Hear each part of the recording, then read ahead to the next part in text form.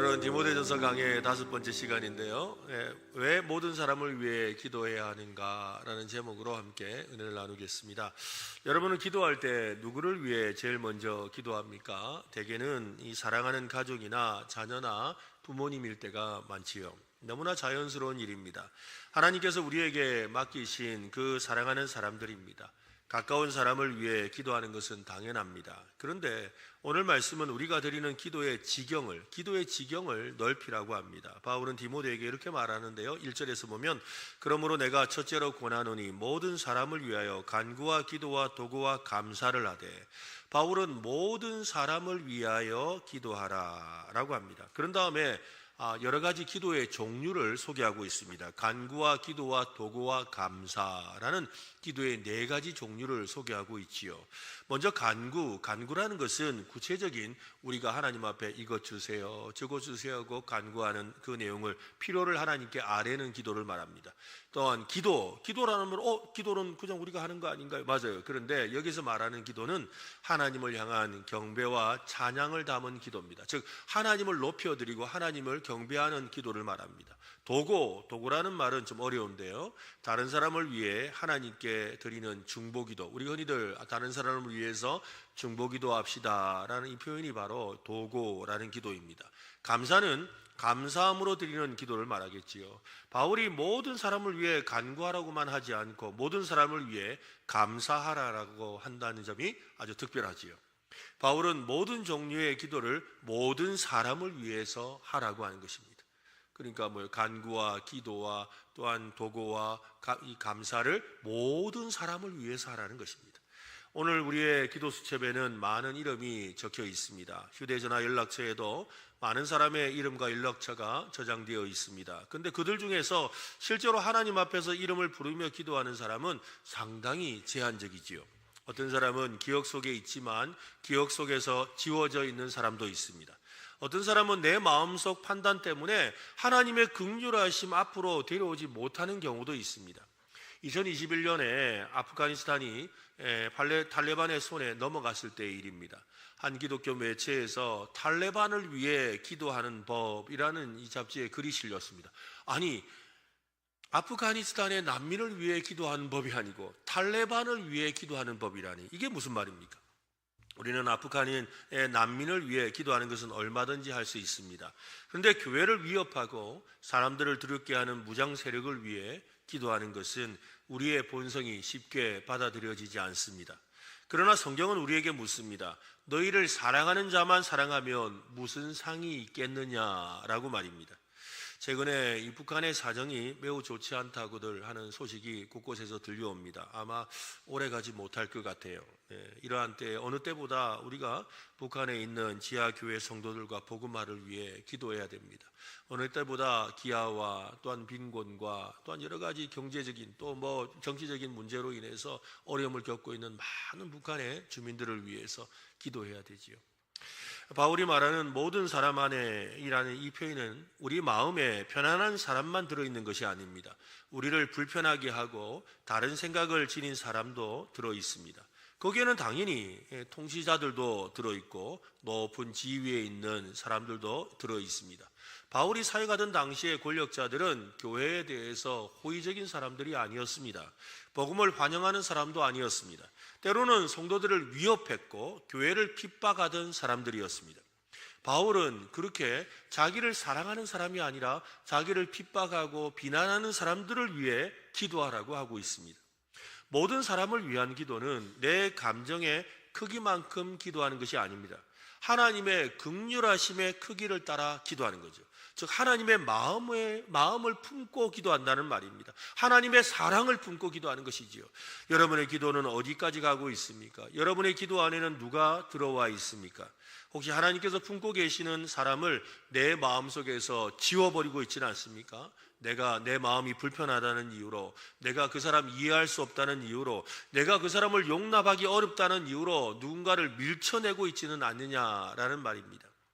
고속도로를 오래 달리다 보면 우리의 시야가 이렇게 좁아지는 이런 현상이 있습니다.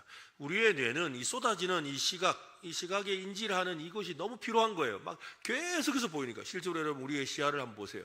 거의 이 정도까지 보이거든요. 사람이 시야가 이렇게 퍼져가는데 이걸 다 보면서 계속 빠른 속도로 막 시속 100km로 달리면서 그걸 계속 본다라는 건 눈이 너무 피로해지는 거예요. 그리고 뇌가 이 모든 걸 다 받아들여서 이렇게 처리하기가 너무 힘든 거죠. 그러니까 자연스럽게 우리의 시야를 이 뇌가 좁히게 만들어요. 이것을 터널 시야 효과라고 합니다. 터널 현상처럼 이렇게 좁게 만들어 버린다는 겁니다. 처음에는 창밖에 넓고 아름다운 풍경과 다른 차선의 흐름이 참 보기가 좋지요. 한눈에 들어옵니다. 시간이 지날수록 주변 세계는 점점 좁아져서 내가 달리고 있는 차선 하나만 눈에 들어오는 거죠. 참 아찔하고 위험한 상황이 되는 겁니다. 옆 차선에 누가 나란히 달리고 있는지, 주변에 어떤 사람들이 있는지 전혀 중요하지 않게 된다는 겁니다. 오직 나의 목적지와 내가 달려갈 길에만 과도하게 집중하게 되는 것이지요. 우리의 기도도 그렇게 될 수가 있습니다. 기도를 한참 내 가족, 내 문제, 또 내 교회, 내 편한 내 편을 위해서 기도하다 보면 그들을 위해서 더 구체적이고 아주 선명하게 기도해지죠. 그런데 하나님이 품으시는 다른 사람들에 대한 기도의 시야가 좁아져 버려서 그들에 대해서는 그냥 흐려져 버리는 그런 경우들이 많다라는 것입니다. 그래서 바울은 가장 최우선적으로 모든 사람을 위하여 기도하라 라고 했습니다. 한번 해볼까요? 모든 사람을 위하여 기도하라. 네, 모든 사람을 위하여 기도하라고 합니다. 더 많고 다양한 기도 제목을 가지라는 말이 아닙니다. 하나님의 마음으로 세상과 사람들을 다시 보라라는 말입니다. 3절과 4절 말씀을 같이 한번 읽어보겠습니다. 같이 읽겠습니다. 이것이 우리 구주 하나님 앞에 선하고 받으실 만한 것이니 하나님은 모든 사람이 구원을 받으며 진리를 아는 데 이르기를 원하시느니라. 바울은 하나님을 우리 구주 하나님이라고 부르고 있습니다. 이것은 아주 특별한 표현이에요. 여러분, 구주라는 칭호가 주로 누구에게 붙죠? 우리 구주, 그죠? 예수 그리스도. 우리 구주 예수 그리스도라고 붙는데 오늘 바울은 의도적으로 여기에 하나님이라는 걸 붙인 거예요. 우리 구주 하나님이라고 했던 것이죠. 하나님은 죄인을 구원하시는 구원자가 되신다는 겁니다. 멀리 있는 사람을 불러 구원하시는 분입니다. 죽어가는 영혼을 살리는 분이죠. 진리를 모르는 사람에게 진리의 빛을 비추시는 분입니다. 하나님은 모든 사람이 구원을 받고 진리를 아는 데 이르기를 원하시는 구원의 주권자가 되신다라는 말입니다. 여기서 우리가 오해해서는 안 되는 것이 있습니다. 모든 사람이 다 구원을 받는다라는 뜻은 아니에요. 여러분, 세상의 모든 사람이 다 구원받는다는 말은 아니에요. 성경은 회개와 믿음에 대해서 분명하게 말하죠. 예수 그리스도를 믿고 자신의 삶을 돌이키는 구원에 이르는 회개를 한 사람만이 구원을 받는 겁니다. 그리고 물론 이것도 성령께서 그 영혼을 거듭나게 하는 은혜가 임해야 회개할 마음도 생기는 것이지요. 그러므로 이 말씀은 구원의 은혜가 한 민족, 한 계층, 한 부류 안에만 갇혀 있어서는 안 된다라는 말입니다. 한 나라의 왕도 구원이 필요하지요. 비천한 신분의 종도 구원을 받아야 합니다. 유대인도 복음이 필요합니다. 이방인도 복음이 필요합니다. 교회 안에 오래 있었던 사람도 그리스도가 필요하고 교회를 멀리 떠난 사람도 다시 그리스도 안으로 돌아와야 하는 것이지요. 구약성의 성경에 나오는 요나서에 나오는 요나 선지자를 한번 생각해 보십시오. 하나님께서 요나에게 니느웨로 가라고 하셨습니다. 그런데 요나는 니느웨로 가지 않고 다시스 정반대의 길로 도망을 쳤습니다. 무서워서 도망간 것이 아닙니다. 요나의 마음에는 니느웨를 향한 하나님의 긍휼하심이 불편했던 겁니다. 니느웨는 이스라엘을 위협하는 아수르의 수도였습니다. 아수르는 이스라엘의 대적이에요. 그리고 앞으로 아수르가 이스라엘을 멸망시킬 겁니다. 근데 그 나라를 위해서, 그 나라의 수도인 도시를 위해서 가서 회개의 메시지를 전하라는 거 너무나 싫었던 겁니다. 요나에게 니느웨 사람들은 구원받아야 될 이웃이 아니라 심판받아야 될 원수처럼 생각되었습니다. 요나의 마음속에 니느웨는 이미 하나님의 긍휼하심의 이 범위에서 벗어나 있었던 거죠. 그들은 심판의 대상이지 하나님의 긍휼과 자비의 대상이 아니라고 생각하고 그렇게 믿으려고 했던 것입니다. 그러나 하나님은 요나가 포기한 그 니느웨라는 도시를 포기하지 않으셨습니다. 요나서 4장 11절에 보면 하물며 이 큰 성읍 니느웨에는 좌우를 분별하지 못하는 자가 12만여 명이요. 12만 명이라고 하는데 실제로는 더 엄청 많다고 봐야 되죠. 왜냐하면 셀 수 있는 어른들 숫자만 그러니까요. 가축도 많이 있나니 내가 어찌 아끼지 아니하겠느냐 하시니라. 내가 어찌 아끼지 아니하겠느냐, 이 질문은 요나와 같은 우리를 향한 질문이기도 합니다. 너의 기도 제목에서 지워버린 그 사람을 내가 어찌 아끼지 아니하겠느냐, 네 마음에서 밀어낸 그 사람을 내가 어찌 다시 부르지 않겠느냐라고 말씀하고 있는 것입니다. 우리의 영적인 시야를 넓혀야 합니다. 근시안적인 믿음의 눈이 아니라 하나님의 마음을 품는 천리안과 같은 그런 믿음의 눈이 되시기를 바랍니다. 우리는 자주 사람의 현재 모습만 보지요. 그 사람의 태도만 봅니다. 아이고 안 됩니다. 그런 사람들 교회 오면 안 돼요. 교회 왔다가 교회 시끄러지고 엉망진창돼 안 돼요. 아유, 그런 사람들은 예수를 안 믿는 게 맞지요 라고 생각을 합니다. 지금도 우리는 그 사람들의 죄의 반응만 보고 있는 거지요. 근데 여러분, 놀라운 사실을 아세요? 여러분, 이거 너무나 놀라운 사실인데 여러분이 아실런지 모르겠어요. 여러분이 죄인이라는 사실 말입니다. 여러분이 죄인이어서 구원받았다는 사실을 말입니다. 우리 중에 혹시 누구라도 내가 좀 의로워서 내가 구원받았는데 무슨 말입니까? 내가 구원받을 만한 의로움이 있었는데 무슨 말을 하는 겁니까? 이렇게 생각하는 분이 계세요? 우리 중에 아무도 여러분 죄인이 아니었던 사람이 없어요. 지금도 죄인이죠. 그죠? 죄인을 의롭다 칭해 주실 분이잖아요. 우리도 다 죄인이에요. 죄인이었기 때문에 구원받은 거예요. 자기가 죄인이라고 생각하지 않는 사람은 회개하지 않는 사람이잖아요. 그러니 그 사람에게는 구원이 이룰 수가 없는 것이지요. 자기가 죄인이라는 사실을 인정하고 회개하는 사람이 구원에 이르는 것이잖아요. 여러분, 하나님은 교회를 핍박하던 사울을 구원하셔서 구원의 복음의 사도인 이 바울로 세우셨습니다. 우리는 어떤 사람도 하나님의 은혜 밖에 있다고 쉽게 단정해서는 안 된다라는 말입니다. 성경은 회개하지 않은 자에 대한 하나님의 심판을 분명하게 가르칩니다. 또한 하나님의 주권적인 선택을 부정하지도 않습니다. 하나님은 창세전에 그리스도 안에서 자기 백성을 택하시고 성령님을 통해 그들을 실제로 믿을 마음을 주셔서 구원하시죠. 하나님께서 예정하시고 택하신 사람은 무슨 일이 있어도 구원을 받습니다. 우리가 하나님의 은혜로 구원받았다면 하나님의 은혜 밖에 있다고 판단하는 사람을 우리는 다시 기도의 자리로 데려와야 하는 것이지요. 오늘 우리가 지닌 기도의 명단을 여러분 한번 다시 살펴보시길 바랍니다. 나라의 지도자를 위해 우리는 기도하고 있습니까? 믿지 않는 친척을 위해 기도하고 있습니까? 나의 생각이 다른 이웃을 위해 기도하고 있습니까? 교회를 비판하는 사람을 위해 우리는 기도해야 합니다. 복음을 듣지 못하는 민족을 위해 기도해야 합니다. 박해를 받는 이 교회를 위해 기도해야 되고, 박해하는 자를 위해서도 회개를 하도록 기도해야 합니다. 교회는 모든 사람을 위해 기도해야 합니다. 우리도 이 구주 하나님의 마음을 따라서 모든 사람을 위해 기도하는 오늘 저와 여러분 되시기를 바랍니다. 18세기 초에 이 카리브해에 세인트 토마스라는 섬이 있습니다. 이 섬에는 사탕수수 농장에서 일하는 수많은 아주 혹독한 노동을 하고 있는 그런 흑인 노예들이 있었습니다. 그들은 뜨거운 태양 아래서 노동하며 인간적인 대우를 받지 못했습니다. 복음을 들을 기회조차 없었습니다. 어느 교회에서 이 세인트 토마스 섬에 고통받는 현실과 그 섬의 노예들도 복음을 들어야 된다는 그런 이 설교를 이 두 청년이 듣게 되었습니다. 그 설교를 듣고 그곳에 가서 복음을 전해야 되겠다고 헌신하기로 결단합니다. 그들은 요한 레온하르트 도버와 다비드 니치만이라는 사람입니다. 두 청년이 이 세인트 토마스 섬을 향해서 가면서 품었던 유명한 고백이 있습니다. 유명한 말인데 한번 따라합시다. 죽임당하신 어린 양이, 한 번 더 할까요? 죽임당하신 어린 양이 자기 고난의 열매를 받으시기를. 네, 죽임당하신 어린 양이 자기 고난의 열매를 받으시기를. 여기 무슨 말일까요? 죽임당하신 어린 양이 누구죠? 예수님께서 자기 고난, 어떤 고난입니까? 십자가에서 달려 죽으시는 고난이죠. 그 십자가에 달려 죽으시는 그 고난의 열매를 받으시기를. 여러분, 그 열매가 뭐죠?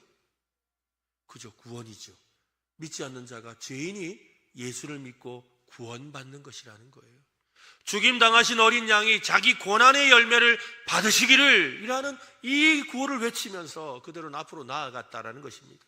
예수님께서 나 같은 죄인을 위해 자기 몸을 내어주셨다면 나도 누군가에게 복음을 전하는 통로가 되겠다라는 고백이었습니다.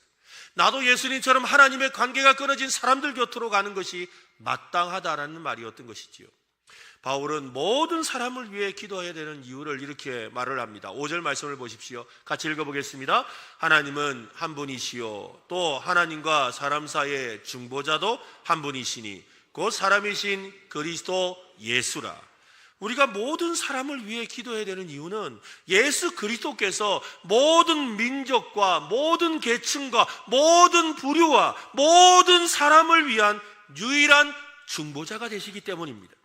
모든 사람에게 가장 먼저 필요한 것은 여러분 막연한 위로나 좀 더 나은 어떤 환경의 삶의 새로운 삶의 환경의 개선이 아닙니다. 죄인이 거룩하신 하나님 앞에 설 수 있는 길이 열리는 것이죠.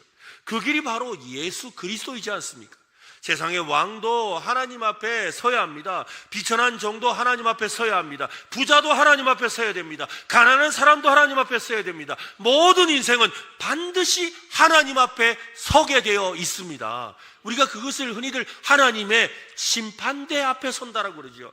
우리는 한 번 죽으면 심판이 기다리고 있습니다. 그래서 성경은 말하지요. 로마서 3장 23절 말씀, 모든 사람이 죄를 범하였음에 하나님의 영광에 이르지 못한다. 세상의 모든 사람들이 누구도, 이 세상에 누구도 죄로부터 자유로운 사람이 없다라는 거예요. 그래서 모든 사람이 하나님의 영광에 이르지 못한다는 말이 뜻이 뭘까요? 하나님이 원하시는 그 심판대 앞에서 심판받을 때에 기준에 이룰 수 있는 사람이 아무도 없다, 이 말인 거예요. 하나님의 심판대 앞에 서는데 우리 중에 누구도 스스로 나 자격이 있습니다, 나 됩니다, 나 그 정도 됩니다, 나 그렇게 살았습니다, 나 그만한 자격이 있습니다, 나 그렇게 될 수 있습니다 하고 말할 수 있는 하나님의 영광에 이룰 수 있는 사람이 아무도 없다라는 거예요. 그런데 더 안타까운 사실은 그 심판을 모두가 받는다는 거지요. 히브리서 9장 27절 같이 읽어보겠습니다. 한 번 죽는 것은 사람에게 정해진 것이요 그 위에는 심판이 있으리니. 하나님의 심판대 앞에서 우리를 중보해 주실 수 있는 이는 오직 한 분, 예수 그리스도밖에 없습니다. 사람으로 세상에 오신 하나님의 아들 예수 그리스도이십니다. 중보자는 사이에 서 있는 사람을 말합니다. 끊어진 관계를 이어주는 사람을 말합니다. 예수님은 죄로 막힌 길을 여시는 유일한 분이세요. 하나님과 사람 사이에 생긴 깊은 단절, 죄가 그 사이가 죄를 가로막고 있잖아요. 죄가 그 사이를 가로막고 있잖아요. 그 단절을 자기 몸으로 연결하신 유일한 중보자가 예수 그리스도이십니다. 우리는 가끔 이렇게 생각합니다. 사람이 조금만 착하게 살면 하나님께 갈 수 있지 않을까? 종교적인 열심이 좀 있으면 하나님께 인정받지 않을까? 선한 일을 많이 하면 괜찮지 않을까? 여러분, 실제로 우리 성도님들도 이렇게 교회 예수를 믿어야만 구원받는다는 거 다 아시지만 집에 가서는 가끔씩 이렇게 말씀하시는 거예요.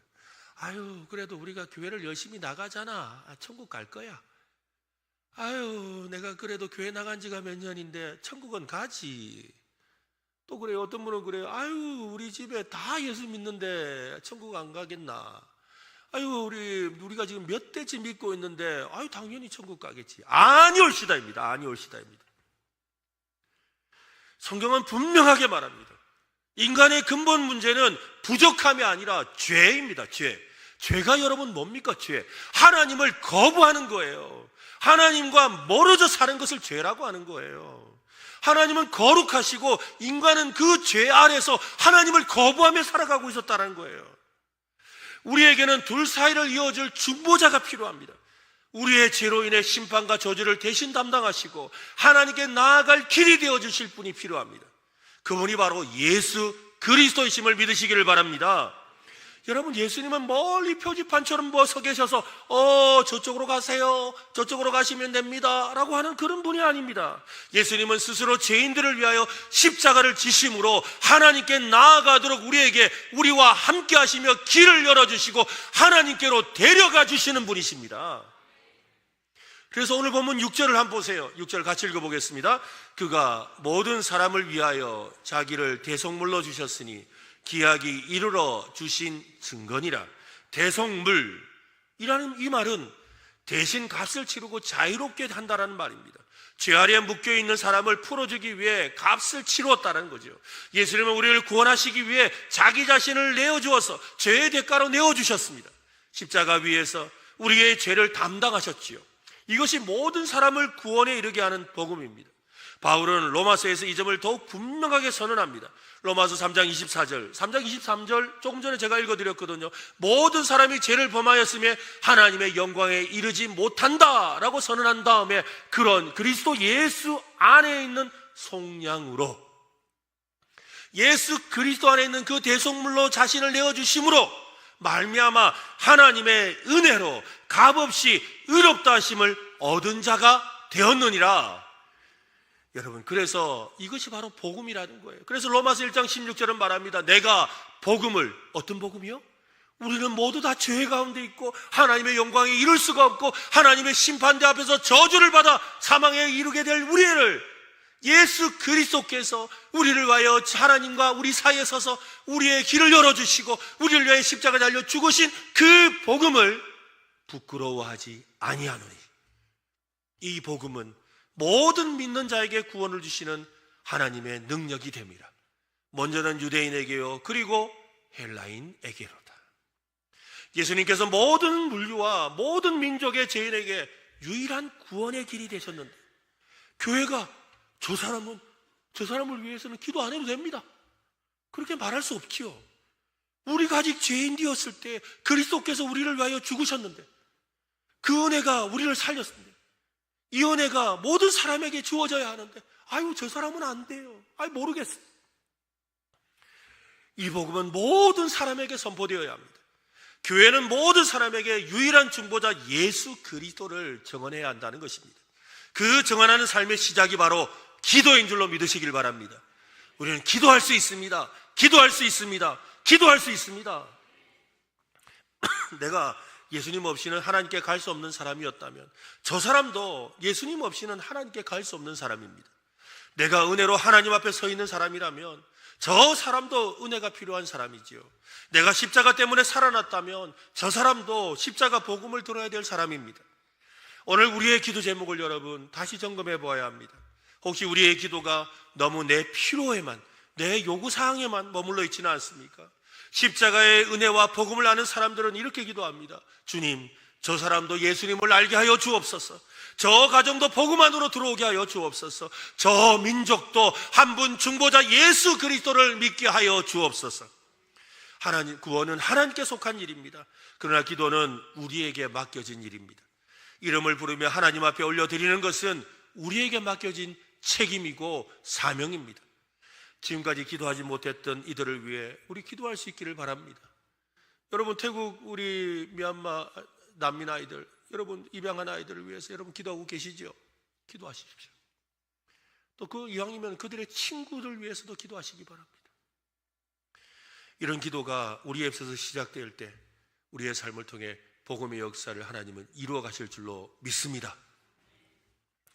온라인에서 수많은 사람의 소식과 고통을 우리는 실시간으로 접하고 있습니다. 그러다 보니까 정작 눈앞의 고통에 대해서 무감각해지는 현상들이 요즘에 좀 나타나고 있어요. 뭐든지 다 영상으로 보려고 그래요. 그래서 어디 콘서트 같은데 아니면 아주 좋은 광경들, 또 실제로 이렇게 우리 교회에서도 이렇게 뭐 연말에 크리스마스 때 이렇게 애들이 나와서 행사하면 사람들이 그걸 이렇게 다 쳐다보는 게 아니고 다 핸드폰을 꺼내. 핸드폰을 꺼내가지고 핸드폰을 통해서 사진 찍으면서 보고 있는 거예요. 근데 여러분, 우리의 시야보다 핸드폰에서 보는 이 사진 시야는 되게 좁거든요. 근데 우리가 이게 더 현장감이 있는 거예요.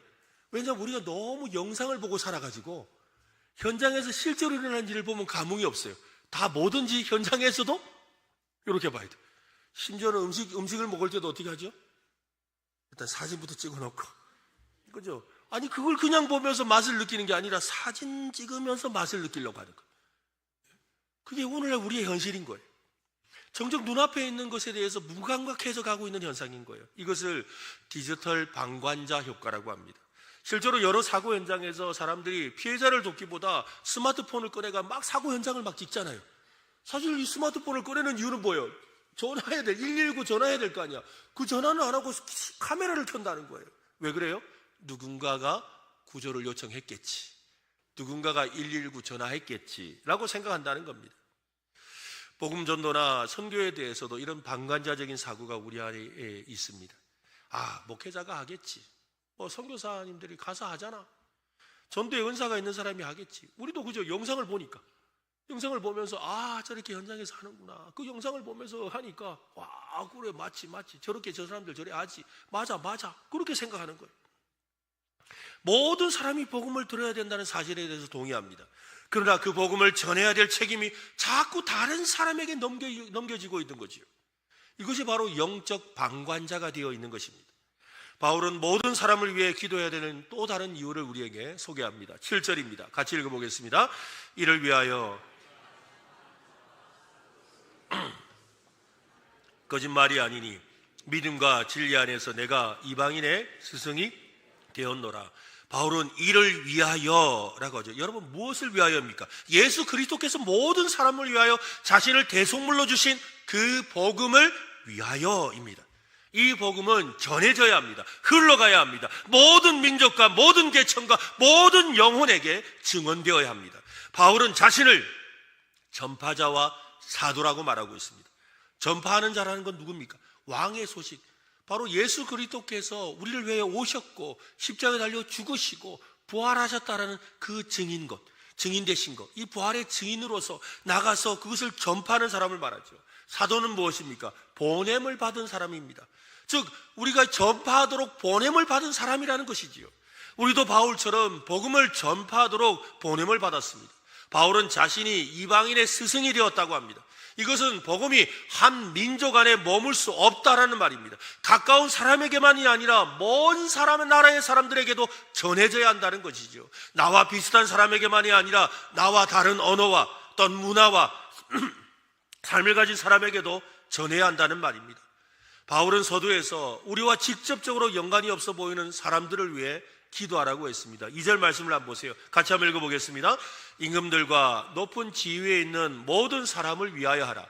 이는 우리가 모든 경건과 단정함으로 고요하고 평안한 생활을 하려 함이라. 그들이 기도해야 되는 이유에 대해서 사도 바울이 뭐라고 했느냐면 모든 경건과 단정함으로 고요하고 평안한 생활을 하려 함이다. 맞죠.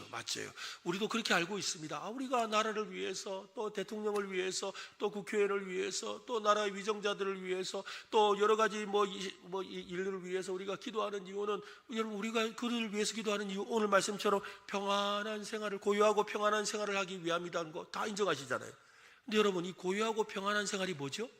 가만히 생각해보면 대통령이 나라를 잘 다스리고 국회의원들이 제대로 뭘 해야지, 그래야지 나라가 경제가 회복되고 또 외교가 회복되고, 그래가지고 내가 경제도 내가 살아나고 내가 편하게 살고, 이런 관점에서 생각하는 거예요. 맞아요. 그것도 맞아요. 그런데 오늘 본문이 말하고자 하는 원래 뜻은 그건 아니에요. 여기서 말하는 평안은 자유롭게 하나님을 예배할 수 있는 평안이라는 거예요. 자유롭게 하나님을 예배할 수 있는 평안. 이게 무슨 말입니까? 제가 우리 북한을 위해서 우리가 기도를 하는데, 수요일 날 우리가 북한을 위해서 우리 기도회 할 때 북한에 김정은이 예수 믿게 해달라고 기도하거든요. 저도 북한을 위해서 기도할 때 늘 이 김정은이 예수 믿게 해달라고 기도합니다. 언젠가 한번 탈북인들이 모여 있는 예배에 가서, 그 탈북인들이 모여서 드리는 예배에 가서 제가 한 달 정도 그렇게 이 설교를 한 적이 있습니다. 근데 설교하는데 제가 기도 제목을 내면서 그랬어요. 김정은이 예수 믿게 해달라고 우리 같이 기도하자고 그랬어요. 그런데 아무도 기도를 안 하더라고요. 나중에 예배를 마치고 나서 어떤 한 분이 찾아오셨어요. 김정을 위해 기도하지 말라고요. 나한테 그러더라고요. 그 왼수를 왜 기도하냐고. 그 왼수를 왜 기도하지 말라는 거예요. 맞죠? 왼수 맞아요. 그런데 여러분 생각해 보세요. 김정은이 예수 믿어야 지하교회 성도들이 마음껏 나와 예수 믿을 거 아니에요. 복음 전도를 할 수 있을 거 아니에요. 선교사들이 마음껏 가서 복음 전할 수 있잖아요. 정말 찬송 소리도 제대로 내지 못하는 그들이 마음껏 찬송할 수 있게 되는 거잖아요. 그러니 그들을 위해서 기도하는 것을 통해 뭐예요? 고요하고 평안한 게 하나님을 예배할 수 있는 길이 열리는 거예요. 작년에 태국 메소스에 있는 미얀마 난민 한 가정을 이렇게 방문을 했습니다. 그 방문을 했는데 그때 그 여자아이가 있는 이 가정이었는데요. 그 가정에 초등학교 한 2학년쯤 되는 아이였습니다. 근데 그 가정이 이렇게 왜 미얀마에서 나와서 이렇게 이 태국의 메소시라는 데서 완전 그 엉망으로 엄청 힘든 생활을 하고 있는지에 대해서 사정을 듣게 되었지요. 사실 그 가정은 미얀마에서 꽤 잘 사는 가정이었어요. 그런데 그 자기들이 살고 있는 그 동네 근처에서 내전이 일어나고 있는 거예요. 그 민족 간의 분쟁이 일어나가 지금 내전이 굉장히 심하거든요. 근데 그 내전이 일어나서 막 총소리가 들리고 막 바로 옆에서 총소리가 들리니까 애가 자다가 그 총소리에 경기를 하는 거예요. 밤에 잠을 잘 수가 없는 거예요. 애가 잠을 못 자는 거예요. 맨날 밤마다 두려워가지고 막 계속 깨는 거예요. 그래서 이 부모님이 어쩔 수 없이 이 아이를 위해서 태국으로 피난을 온 거예요. 피난을 와서 그러니까 그거 잘 사던 집 다 버려두고 그냥 온 거예요. 와서 여기서 살고 있는 거예요. 여기서 살면서 예수를 믿고 변화가 된 거죠. 그러면서 아버지는 방콕 쪽에 가서 일을 하고 있고 할머니하고 엄마랑 그 딸이랑 그다음에 오빠랑 이 네 식구가 그 막 엉망인 그 집에서 살고 있는 거지요. 여러분, 왜 우리가 그들을 왜 기도해야 됩니까? 그들이 복음을 듣고 싶어도 들을 수 없는 상황. 그들이 정말로 주님을 만날 수 없는 그런 상황 속에 있는 걸 우리가 알기 때문이지요. 초대교회를 한번 생각해 보세요. 오늘 디모데 전서에서 사도 바울이 디모데에게 말했던 이 말씀, 모든 사람을 위해 기도하되 임금들과 높은 지위에 있는 사람들을 위해 기도해라 라는 그 말을 듣고 초대교회가 기도를 시작합니다. 근데 그 기도했던 그 일이 어떻게 되죠? 불과 여러분 300년이 되지 않아서 기독교를 로마가 공인하게 되죠. 얼마 전까지만 해도 기독교인들을 박해해서 카타콤에 숨어야 되는, 그래서 마음껏 예배할 수도 없었던 그들이 이제는 어떻게 돼요? 마음껏 예배하게 되었습니다. 그뿐만이 아니죠.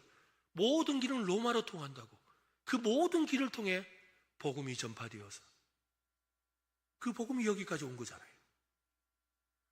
여러분, 이 교회의 기도, 모든 사람을 하는 이 기도는, 모든 사람을 위한 이 기도는 결코 작은 일이 아니라는 것입니다.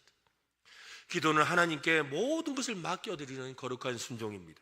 우리가 어떤 사람의 구원을 위해 진심으로 기도하면 하나님은 우리의 마음에 이런 마음을 주시죠. 네가 그에게 복음의 통로가 되어주겠느냐? 네가 그 사람의 이름을 부를 뿐 아니라 그 사람에게 다가가겠느냐? 네가 말과 삶으로 그리스도를 보여주겠느냐? 모든 성도가 회의 선교사가 되라는 말은 아닙니다. 모든 성도는 복음의 증인으로 부름을 받았습니다. 어떤 사람은 멀리 보냄을 받습니다. 어떤 사람은 직장으로 보냄을 받습니다. 어떤 사람은 가정 안으로 보냄을 받습니다. 어떤 사람은 학교와 일터와 동네로 보냄을 받지요. 우리는 모두 이 선교적인 삶, 모든 사람이 구원받기를 위하여 기도하고 그들을 위하여 섬기는 삶을 사는 선교적인 삶, 그 선교적인 삶을 사는 거예요. 이 선교적인 삶은 기도에서 시작되는 것입니다. 여러분, 그래서 우리 찬송하잖아요. 온 세상 위하여 나 복음 전하리. 이 4절 가사가 뭐예요? 먼 곳에 나가서 전하지 못해도 나 어느 곳에 있든지. 뭐야? 맞아요. 여러분 아시네요? 늘 기도 힘쓰리. 무슨 기도를 하라는 거예요? 무슨 기도를 하라는 거예요? 모든 사람을 위하여 기도하라는 거잖아요. 모든 민족을 위하여 기도하라는 거잖아요. 비록 내가 갈 수는 없지만 하나님의 그 다스리심이 필요한 그 땅을 위해 기도하라는 것이잖아요. 기도는 마음을 여는 일이고 선교는 열린 마음을 따라 움직이는 일입니다. 교회는 세상으로 보냄을 받은 공동체입니다. 우리는 예배당 안에서 은혜를 받고 세상 속에서 복음을 살아내어야 합니다. 기도의 자리에서 사람들의 이름을 부르고 삶의 자리에서 그들에게 다가가야 합니다. 모든 사람을 위한 기도는 모든 사람을 향한 선교로 이어집니다. 오늘 우리의 기도가 그 시작의 발걸음이 되었으면 좋겠습니다. 이를 위해 오늘 여러분 셀 모임에서 이것을 좀 나누고 또 이번 주간에 기도를 실천해 보시면 좋겠습니다. 세 사람을 품는 기도를 좀 하면 좋겠어요. 세 사람을 품는 기도. 첫 번째요. 같이 한번 읽어보겠습니다. 시작. 내가 사랑하고 가까이 여기는 한 사람. 그죠? 내가 사랑하고 가까이 여기는 그 한 사람을 위해 우리 늘 기도하잖아요. 그 한 사람을 위해 기도하십시오. 두 번째, 내가 기도하기 어렵거나 마음이 불편한 사람이에요. 같이 한번 해봅시다. 시작. 내가 기도하기 어렵거나 마음이 불편한 한 사람. 그저 내 마음에 아유 저 사람 기도하기 싫은데, 아이고 내가 저 사람까지 기도할 마음은 아닌데 라는 그 사람을 위해 기도하라는 거예요. 그래서 여러분 혹시나 어떤 사람 중에는 아직도 그 사람 이름 부르기 싫은 사람 있잖아요. 그저 부르면 막 짜증나고 화나는 사람. 그러면 하나님 아시죠? 그 시기를 위해서 좀 기도하겠습니다. 그래라도 하세요. 아니면 그 인간을 위해서 하겠습니다라고 하세요. 하여튼 기도하세요. 세 번째는 나의 관심 밖에 있는 아직 예수를 알지 못하는 사람이에요. 같이 해봅시다. 시작. 나의 관심 밖에 있는 아직 예수를 알지 못하는 사람. 그 사람 이름도 몰라요. 그 사람의 성도 몰라요. 그 사람이 어떤 형편인지 몰라요. 그러나 하나님, 내가 알지 못하는 그들을 기억하여 주옵소서. 하나님, 그들을 내가 구체적으로 기도할 수 있도록 마음을 열어주시고 상황을 열어주옵소서 라고 이 세 가지 기도, 이 세 사람을 위해 기도하는 우리 모두가 되었으면 좋겠습니다. 첫째가 무엇이었습니까? 내가 사랑하고 가까이 있는 사람. 두 번째가 뭐였습니까? 기도하기 어렵거나 마음이 불편한 그 사람. 세 번째는 뭐였습니까? 나의 관심 밖에 있는 아직 예수를 알지 못하는 그 사람들을 위해서 기도할 수 있어야 합니다. 예수님은 우리의 기도의 지경이 넓어지기를 원하셨어요. 그래서 예수님은 마태복음 6장에서 산상수훈에 대해서 말씀하시면서 무엇을 먹을까 무엇을 입을까 염려하지 말라 하셨어요. 그러면서 이런 것들은 이방인들이 구하는 것이다, 하나님께서 너에게 다 주실 줄 모르느냐 하신 다음에 그런즉 너희는 먼저 그의 나라와 그의 의를 구하라. 그리하면 이 모든 것을 너에게 더하시리라. 모든 사람을 위하여 기도하는 일을 먼저 하라고 우리에게 말씀하셨어요. 예수님이 가르치신 기도처럼 우리의 기도가 하나님의 마음을 닮아서 우리의 기도 지경이 넓어져야 돼요. 그래서 예수님께서는 말씀하셨죠. 기도를 가르쳐 주셨어요. 마태복음 6장에 그러므로 너희는 이렇게 기도하라. 하늘에 계신 우리 아버지여, 이름이 거룩히 여김을 받으시오며 나라가 임하시오며 하나님의 통치하시는 나라 예수 그리스도를 믿고 그곳에서 하나님을 찬송하는 사람들의 그 찬송소리가 있는 하나님의 나라가 이 땅에 임하시오며 뜻이, 여러분 뜻이 뭐예요? 하나님의 뜻이 뭐죠? 세상 모든 사람이 구원받는 것, 세상 모든 사람이 하나님을 찬양하게 되는 것, 세상 모든 사람이 자기가 있는 그 땅에서 하나님을 경배하게 되는 그 뜻이 하늘에서, 하나님의 뜻이 하늘에서 계획 세워진 것처럼 땅에서도 이루어지이다. 그렇게 기도하라고 예수님이 가르쳐 주셨어요. 모든 사람이 구원을 받으며 진리를 아는 데 이르기를 원하시는 하나님의 뜻이 이 땅에서도 온 땅에서도 이루어지기를 기도하는 오늘 저와 여러분 우리 은혜로 교회 되기를 예수님의 이름으로 축원합니다.